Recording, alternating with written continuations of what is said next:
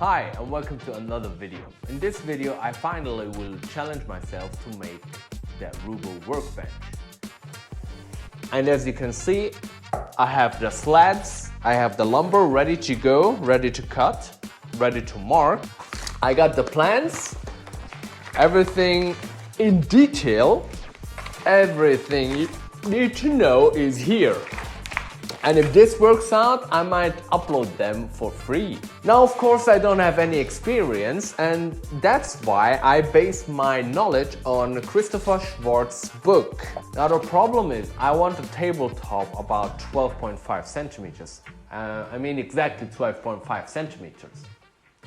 And I don't know if the lumber I got for the tabletop, which is maple, is gonna be enough. So let's cut them in pieces and see if we have enough. And I got more outside the shop. Okay guys, I hope you will enjoy this video and enjoy the build. Come on, let's go build the Roubo Workbench. Actually, cutting those lumbers with a track saw is in my opinion one of the best ways to do that. At least in a small workshop.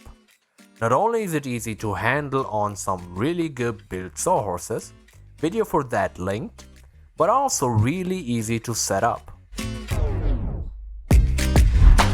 I had to cut the lumber at least 14 centimeters wide so I could reach the thickness of the tabletop I wanted. Those boards are going to be glued vertically, so they will create a final thickness of 12.5 centimeters or about 5 inches. I decided to make the tabletop from maple and beech. Initially I thought I got hard maple, but I made a mistake while purchasing. I bought regular maple, and regular maple is not that hard like beech or hard maple, so I had to get at least the parts where my vices are going to be mounted covered with beech.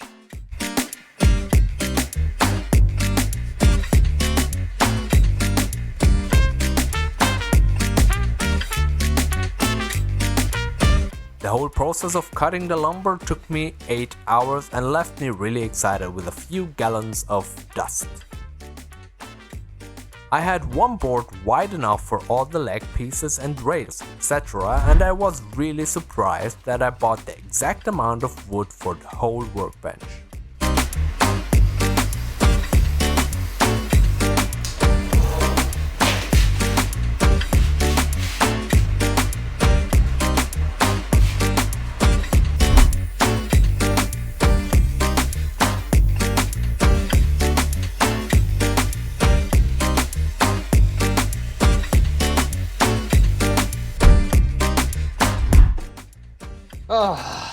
I'm done. I'm done cutting.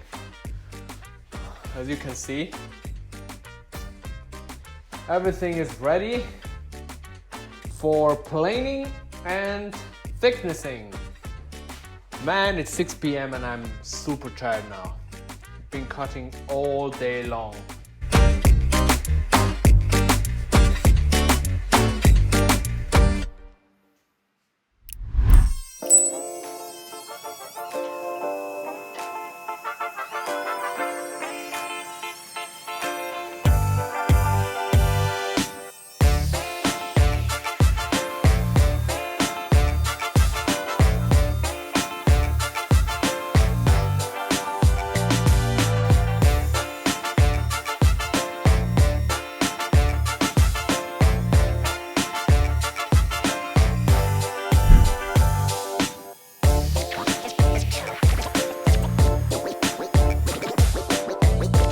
The next step was to get the boards for the legs flat without a jointer.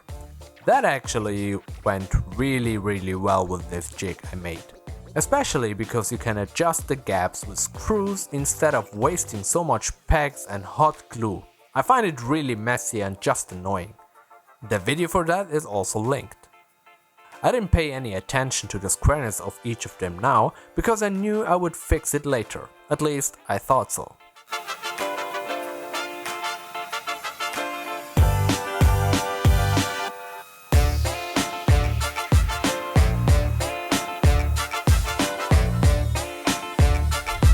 The Then I glued up all the legs. Each of them were made of 2 beech boards, and I had to buy 10 more clamps because I only had 10 and I wanted to glue everything together in one day. Get the clamps ready and glue.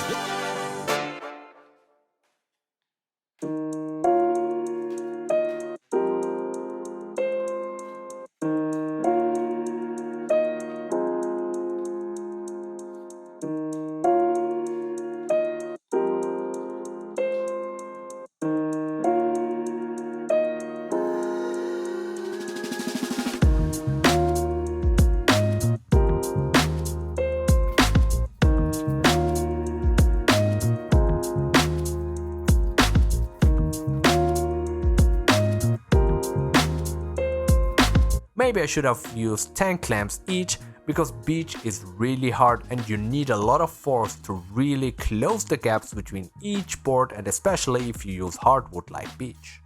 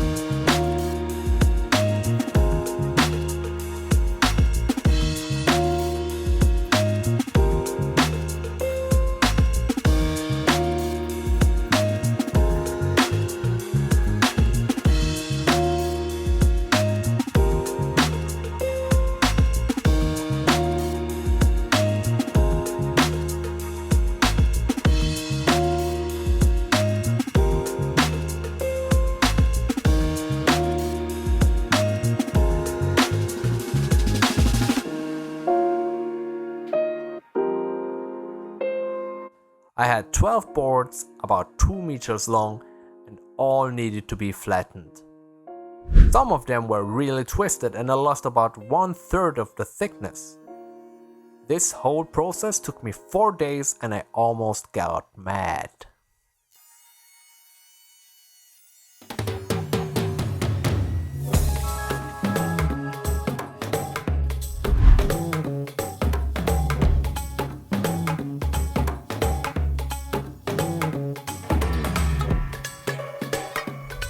After that nightmare, I finally began putting the boards in the right order, keeping the grains in mind, and started milling the boards for the lamellas.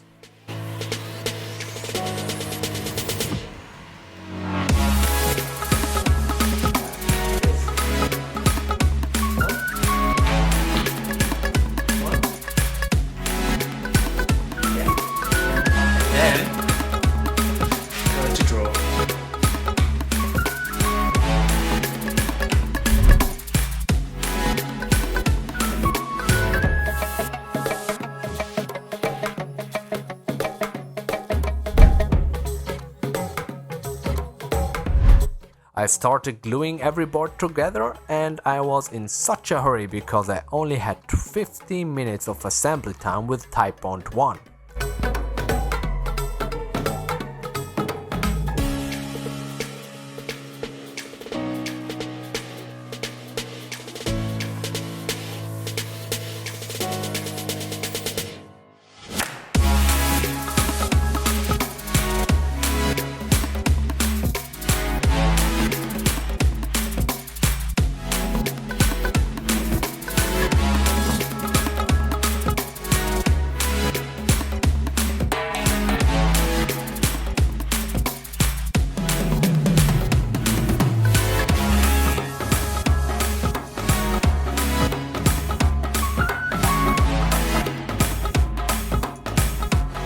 I used way too much glue. It was such a mess and I truly learned my lesson.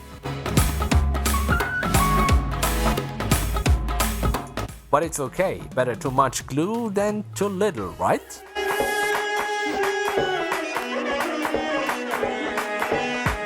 I had a timer running and I'm planning to release a separate unedited video on how this was stressful to me, but also really funny to watch for those pros out there.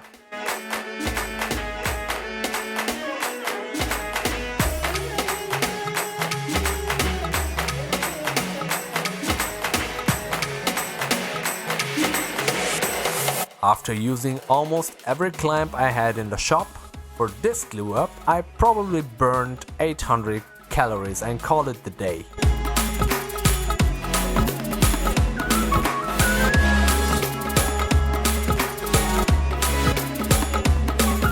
Luckily I had help with the second glue up and I did not waste that much glue.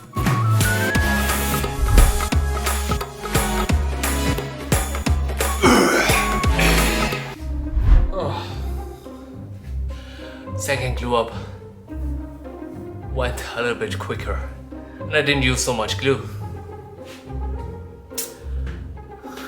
See you tomorrow. Ah, by the way, another one is here. Looking good.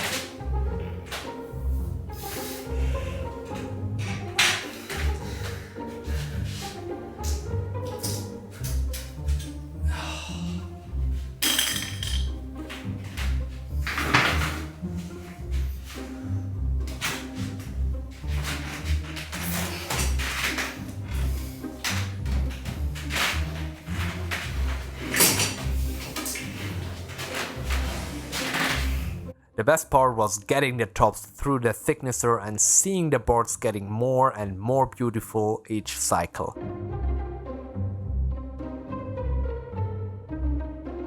I'm so glad I made these cabinets long enough so I didn't need to lift the 70 plus kilos of tabletops around the thicknesser.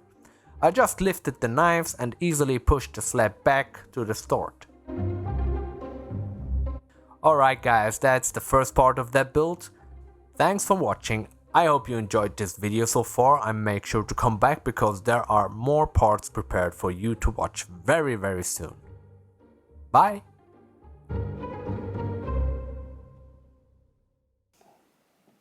Come on. Come on, dude. Come on, dude. Do you see it? I'm super happy. Really, I'm super happy.